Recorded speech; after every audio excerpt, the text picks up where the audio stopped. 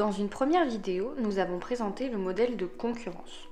Sur un marché concurrentiel, l'échange s'effectue à l'équilibre et la satisfaction globale est maximale.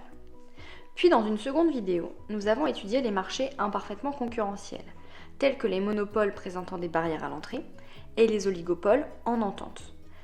L'échange ne s'effectue donc pas à l'équilibre et cela diminue la satisfaction globale des consommateurs, d'où une intervention des autorités de la politique de la concurrence. Leur objectif est de tendre vers davantage de concurrence. Mais alors, tous les marchés où il y a un grand nombre d'offreurs et de demandeurs sont-ils efficaces ? Ce n'est pas toujours le cas. En effet, sur les marchés concurrentiels, il peut y avoir des défaillances. Dans ce cas, le marché n'aboutit pas à la meilleure situation pour la collectivité. Dans cette dernière vidéo, nous allons étudier différentes défaillances et l'intervention des pouvoirs publics face à celles-ci pour améliorer les gains à l'échange, c'est-à-dire la satisfaction retirée par l'ensemble des agents économiques. Un marché en présence d'externalités est défaillant car il n'aboutit pas à la meilleure situation. L'allocation des ressources est non optimale. Mais qu'est-ce qu'une externalité ? Une externalité est la conséquence positive ou négative d'une activité économique d'un agent sur le bien-être d'un autre agent économique qui ne sont ni sanctionnés ni récompensés par le marché. Prenons l'exemple d'une entreprise qui pollue une rivière lors de sa production.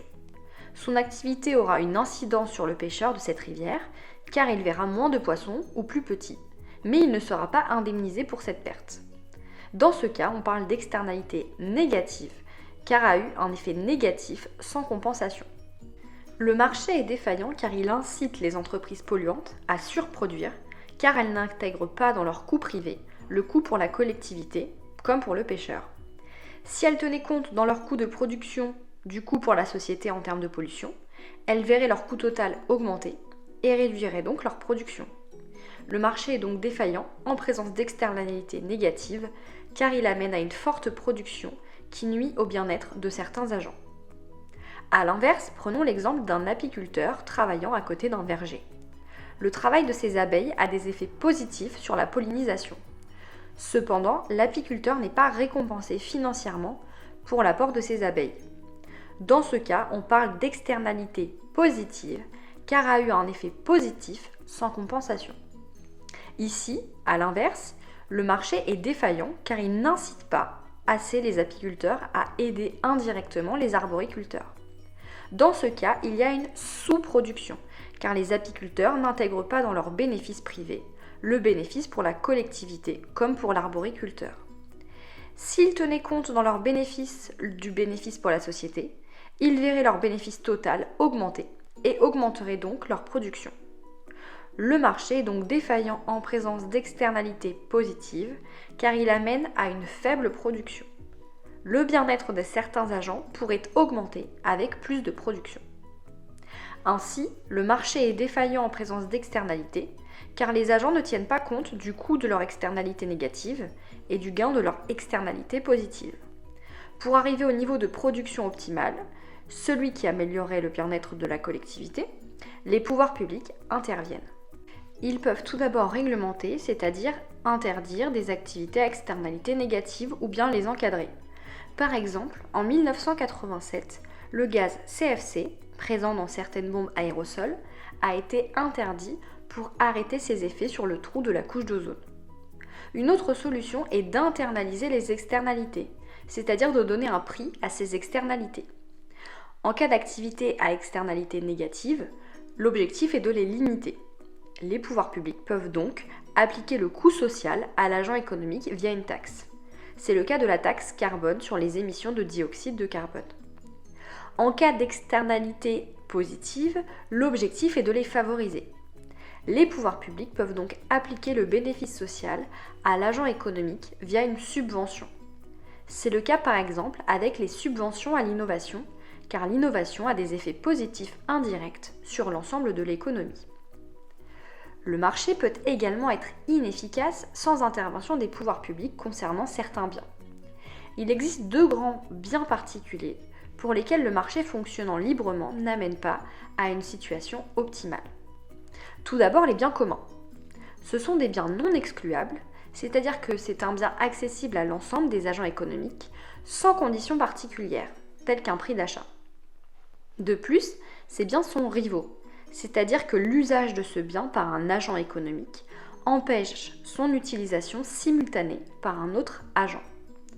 Ainsi, puisqu'ils sont accessibles librement, les individus ont tendance à les surconsommer. Mais étant rivaux, ils sont amenés à disparaître. C'est ce que Garrett Hardin, un écologue américain, a appelé la tragédie des communs. Il existe de nombreux exemples concernant les ressources naturelles, telles que la déforestation ou bien la surpêche. Pour éviter la surconsommation et donc la disparition du marché, les pouvoirs publics peuvent intervenir en réglementant l'accès à ces ressources et à leur consommation. Concernant la pêche, certaines pratiques peuvent être interdites, telles que la pêche en eau profonde ou bien encore l'instauration de quotas de pêche. La nationalisation de forêts permet aussi leur préservation. Le marché est également inefficace s'il fonctionne librement dans le cas des biens collectifs. Un bien collectif est un bien non excluable, comme pour les biens communs.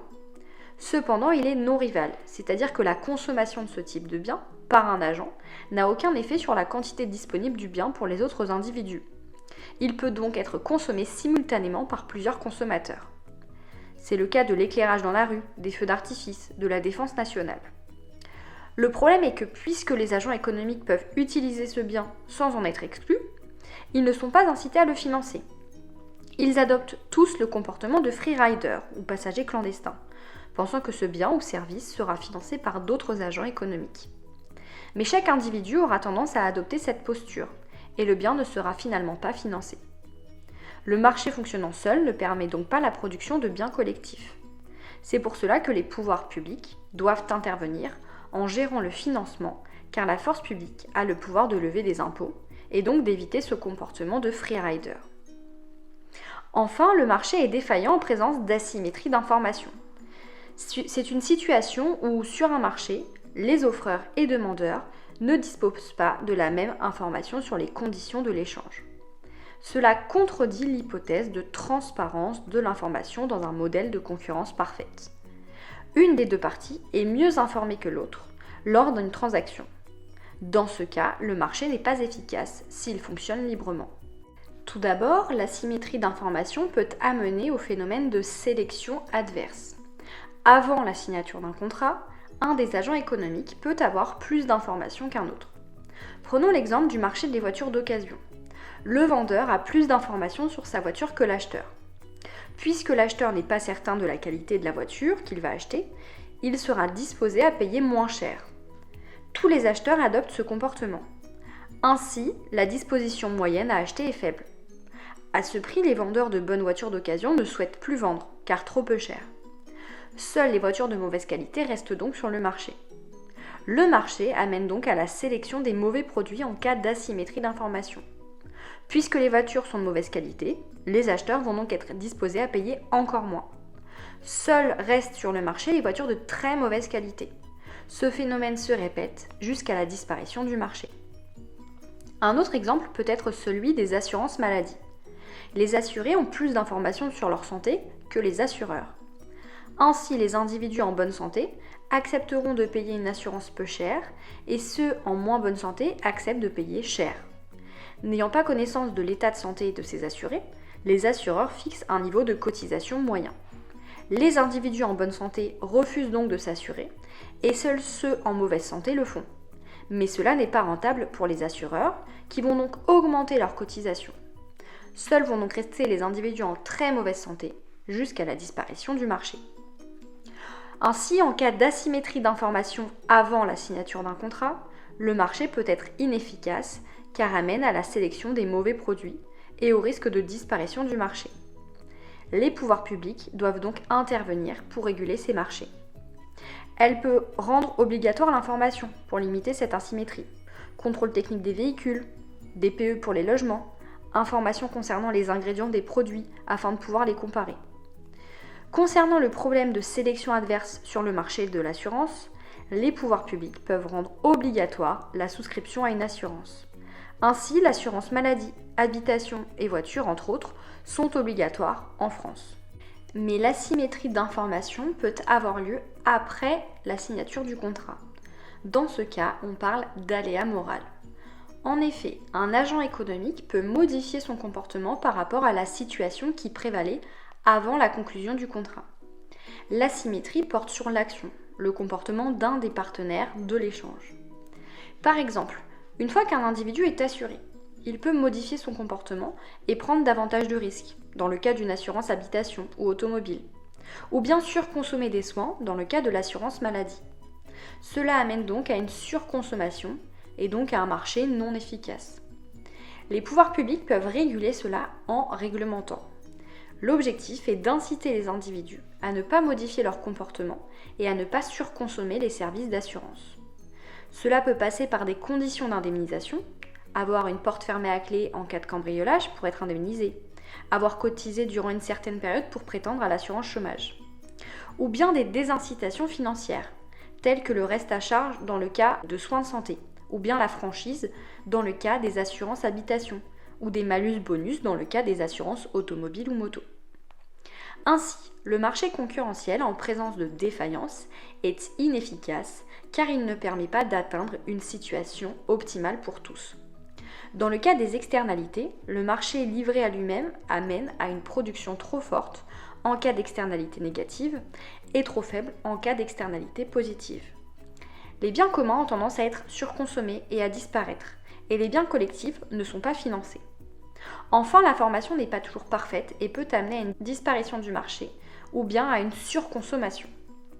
Pour toutes ces raisons, les pouvoirs publics interviennent de différentes manières afin de rendre le marché plus efficace et à aboutir à des gains à l'échange maximisés, c'est-à-dire à une satisfaction globale maximale. Ainsi, si nous faisons une brève synthèse des 3 vidéos sur les chapitres concernant les marchés, nous avons vu que le marché concurrentiel, en atomicité, avec des produits homogènes, où les agents peuvent entrer librement et où l'information est transparente, est plus un modèle économique qu'empirique. Mais ce modèle a une portée heuristique car cela serait la situation idéale pour que les agents économiques, notamment les consommateurs, soient pleinement satisfaits. Ainsi, les monopoles et oligopoles sont des situations de marché imparfaitement concurrentielles. Cela peut les amener à avoir un pouvoir de marché, c'est-à-dire la capacité de fixer le prix. De ce fait, les autorités de la politique de la concurrence viennent encadrer ces marchés. Enfin, les marchés peuvent également présenter des défaillances. Livrés à eux-mêmes, ils ne sont pas efficaces. Les pouvoirs publics interviennent donc concernant les externalités, les biens communs, les biens collectifs et les asymétries d'information.